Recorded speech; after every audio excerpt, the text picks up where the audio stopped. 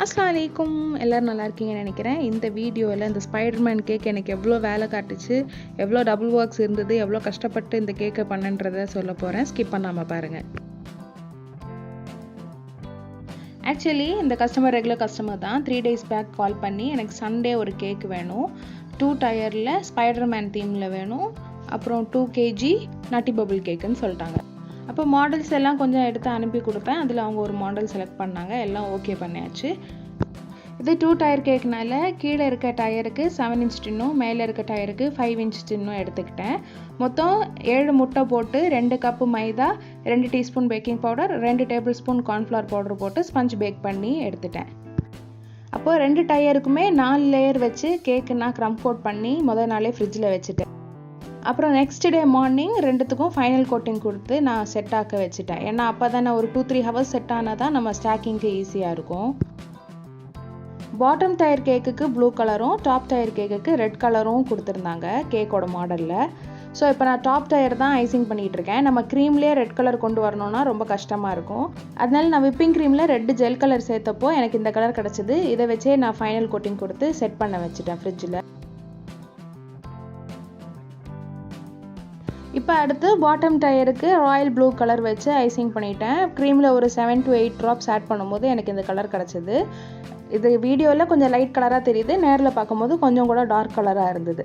அப்போ இதை வச்சு நான் பாட்டம் டயருக்கு 7 inch டின்னில் ரெடி பண்ணேன்ல, அதுக்கு ஃபுல்லாக ஐசிங் பண்ணி நான் ஃப்ரிட்ஜில் செட் பண்ண வச்சுட்டேன். இது மார்னிங் ஒரு 10 o'clock கிட்ட இந்த ஒர்க் எல்லாம் முடிஞ்சுது எனக்கு. இப்போ இந்த கேக்கை ஆர்டர் பண்ணவங்க எங்களோட ரெகுலர் கஸ்டமர், அவங்களோட ஃபேமிலி ஃப்ரெண்டு கூட.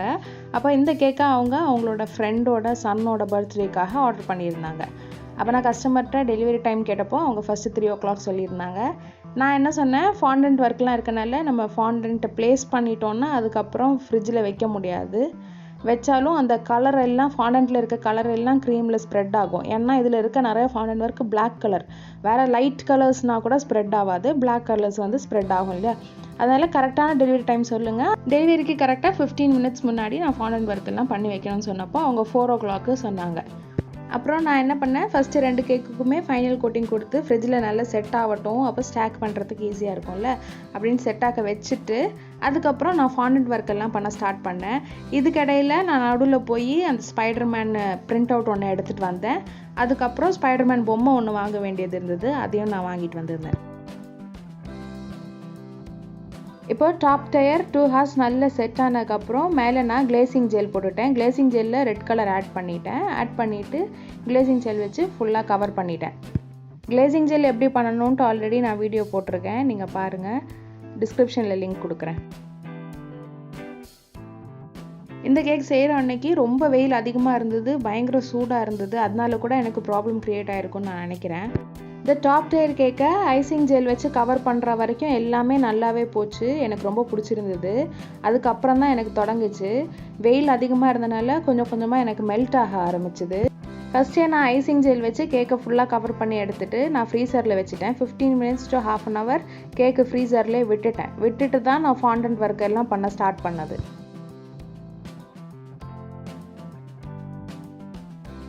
அடுத்து நான் ஃபஸ்ட்டு ஸ்பைடர்மேன் கட் பண்ணி எடுத்துக்கிட்டேன். பிரிண்ட் அவுட் எடுத்துகிட்டு வந்தேன்ல, அதை நான் என்ன பண்ணேன், ஸ்பைடர்மேனோட அவுட்லைன்லேருந்து ஒரு 2 to 3 mm கேப் விட்டுட்டு அப்படியே கட் பண்ணி எடுத்தேன். அப்போ அந்த ஒயிட் அவுட்லைன் இருக்கும்போது பார்க்குறதுக்கு கொஞ்சம் நல்லாயிருக்கும்.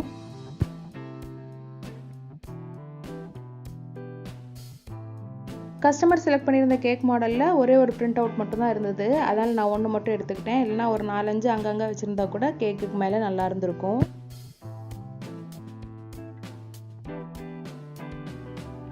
அதுக்கு அடுத்து கேக்குக்கு மேலே கஸ்டமர் ஸ்பைடர்மேன் பொம்மை வைக்க சொன்னாங்க. அப்போது மார்க்கெட்டில் தேடும் போது இந்த மாதிரி பொம்மை தான் கிடச்சிது, வேறு எல்லாமே பெருசாக இருந்தது. அந்த சைஸ் எல்லாம் கேக்கை விட பெருசாக இருக்கும். அதனால் நான் கஸ்டமர்கிட்ட கேட்டுட்டு இது ஓகேன்னு சொன்னதுனால இதே வாங்கிக்கிட்டேன். அப்போ இதை கேக்குக்கு மேலே நிற்க வைக்கிறதுக்காக லாலிபாப் ஸ்டிக்கை 2 கால்லையும் நான் ஒட்டி வச்சுக்கிட்டேன். இப்போ இது வந்து கேக்குக்கு மேலே அப்படியே ஸ்டாக் பண்ணி வச்சிடலாம். அடுத்து நான் ஃபாண்டன்ட்டில் நேம் எழுத ஆரம்பிச்சிருந்தேன். இது 3rd பர்த்டேனால 3rd HBD அப்படின்னு போட்டுட்டு அப்புறம் பர்த்டே பேபியோட நேமையும் எழுதிக்கிட்டேன். இந்த ஃபாண்டன்ட்டுக்கு மேலே நான் எழுத யூஸ் பண்ணியிருக்கிறது நான் எடிபிள் ஸ்கெட்ச் தான். நம்ம கடையிலலாம் நார்மலாக ஸ்கெட்ச் கிடைக்கும்ல, சின்ன பசங்களுக்கெல்லாம் கூட ஆர்ட் ஒர்க் எல்லாம் பண்ணுறதுக்கு, அந்த ஸ்கெட்ச் தான் நான் யூஸ் பண்ணியிருக்கேன். எடிபிள் ஸ்கெட்ச் கூட என்கிட்ட இருக்குது, ஆனால் அது யூஸ் பண்ணும்போது இந்த அளவுக்கு டார்க் கலர் கிடைக்காது. நம்ம நினச்ச மாதிரி அந்த லைன்ஸ் எல்லாம் கரெக்டாக வராது. நம்ம இதை வச்சு எழுதும்போது நம்ம எந்த ஷேப்புக்கு வரணும்னு நினைக்கிறோமோ அந்த ஷேப்புக்கு கரெக்டாக எழுதி எடுத்துரும். இந்த மாதிரி நான் எடிபிள் ஸ்கெட்ச் எல்லாம் யூஸ் பண்ணி நம்ம ஃபாண்டன்ட்டில் எழுதி கொடுக்கும்போது கஸ்டமர் கேக் எடுக்க வரும்போது சொல்லணும், இதெல்லாம் சாப்பிடக்கூடாது, இதெல்லாம் வேண்டாம், தவிர்த்துருங்கன்னு சொல்லிட்டிங்கன்னா அதை ஞாபகம் வச்சுப்பாங்க. ஏன்னா இது எப்படியும் கேடு தான். நார்மலாகவே ஃபாண்டன்ட்டு சாப்பிட்றது உடம்புக்கு நல்லது கிடையாது. ஸோ ஜென்ரலாகவே உங்கள் கஸ்டமருக்கு நீங்கள் கொடுக்கும்போது ஃபாண்டன்ட்டு சாப்பிட வேண்டாம்னு சொல்லி கொடுக்குறதே பெட்டர்.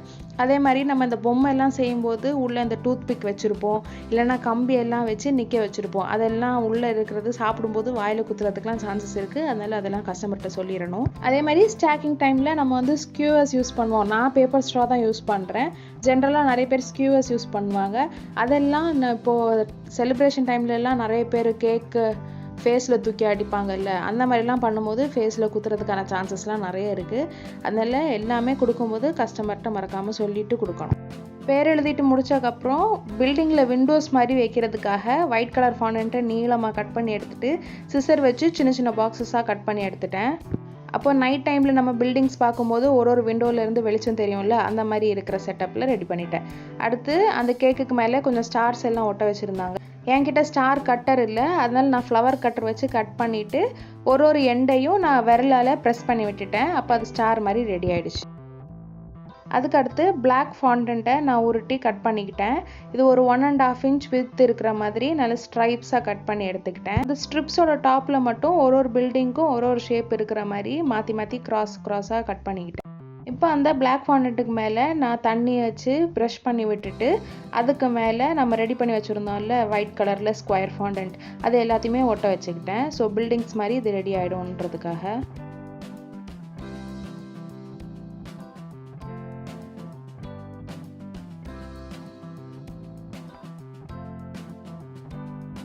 அப்புறம் இப்போ நம்ம ரெடி பண்ணி வச்சுருந்தோம்ல ஃபாண்டன்ட், அது எல்லாத்தையும் எடுத்து நான் பாட்டம் டயரில் ஒன்றா வச்சுக்க ஆரம்பிச்சிட்டேன்.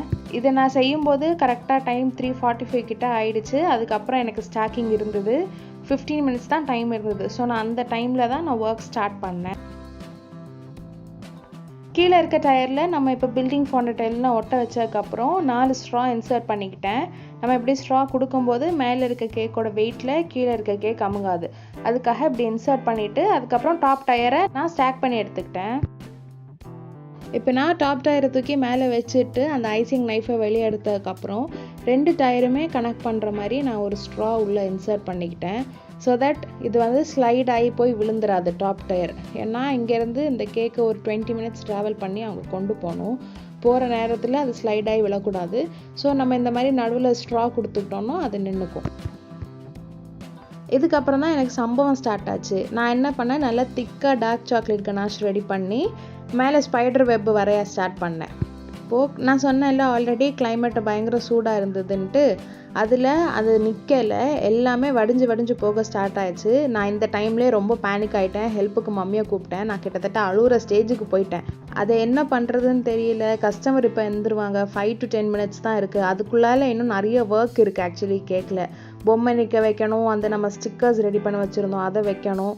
இப்போ என்ன பண்ணுறதுன்னு நான் அந்த ஐசிங் நைஃபை வச்சே அந்த வலிஞ்சு வர்ற டார்க் சாக்லேட் கனாஷ் எல்லாத்தையும் ரிமூவ் பண்ணிவிட்டு திருப்பி நான் போட்டேன். திருப்பி போடும்போது அப்படியே தான் இருந்தது. அப்போ மம்மி சொன்னாங்க, நீ கொஞ்சம் நேரம் ஃப்ரீசரில் வச்சுட்டு பண்ணுன்ட்டு. நான் அதுக்கப்புறம் வீடியோ எடுக்கிறதே ஸ்டாப் பண்ணிட்டேன். கேக் எடுத்துகிட்டு போய் நான் ஃப்ரீசரில் வச்சுட்டேன். ஃப்ரீசரில் நல்லா ஃப்ரீஸ் ஆகட்டும்ன்ட்டு ஒரு 15-20 minutes கிட்ட விட்டுட்டேன். கஸ்டமர் வரவே இல்லை அது வரைக்கும். அதுக்கப்புறம் திருப்பி நான் கனாஷ் போடும்போது ஓரளவுக்கு நின்னதுக்கப்புறம் நான் என்ன பண்ணேன், அவங்க கொடுத்துருந்த மாடலில் ஒயிட் க்ரீம் வச்சு உல்ட்டா வெப் மாதிரி போட்டிருந்தாங்க. ஸோ அது ஒரு சைடு மட்டும்தான் போட்டிருந்தாங்க. ஆனால் இந்த கனாஷ் ஸ்லைடாக ஆரம்பித்ததுனால நான் வந்து எல்லா பக்கமும் சுற்றி அந்த மாதிரி வெப்பு போட்டுக்கிட்டேன். கடைசியில் கேக் இப்படி தான் இருந்தது. நான் எல்லா ஒர்க்கையுமே ஃப்ரீசருக்குள்ளே வச்சுட்டே நின்று பண்ணிக்கிட்டே இருந்தேன். கஸ்டமர் 4 மணிக்கு வரேன்னு சொல்லிட்டு 5:30 மணிக்கு தான் வந்திருந்தாங்க. ஃபாண்டன்ட்டை நம்ம ப்ளேஸ் பண்ணிட்டோம். அதுவும் அது பிளாக் ஃபாண்டன்ட்டு, அதனால அந்த பிளாக் கலர் எல்லாம் க்ரீமில் ஸ்ப்ரெட் ஆக ஆரம்பிச்சிடுச்சு. அதனால ஒயிட் க்ரீம் வச்சு அந்த பில்டிங்ஸ் மேலெல்லாம் அந்த பார்டர் மாதிரி கொடுத்துக்கிட்டேன். லாஸ்ட்டாக கஸ்டமர் கேக் எடுக்க வரும்போது தான் நான் மேலே பொம்மையெல்லாம் வச்சு செட் பண்ணிவிட்டு வீடியோ எடுத்தேன். அப்போ கேக் இப்படி தான் இருந்தது. இவ்வளோ கஷ்டப்பட்டு பண்ண கேக் எப்படி இருக்குன்னு கண்டிப்பாக நீங்கள் கமெண்ட்டில் சொல்லணும்.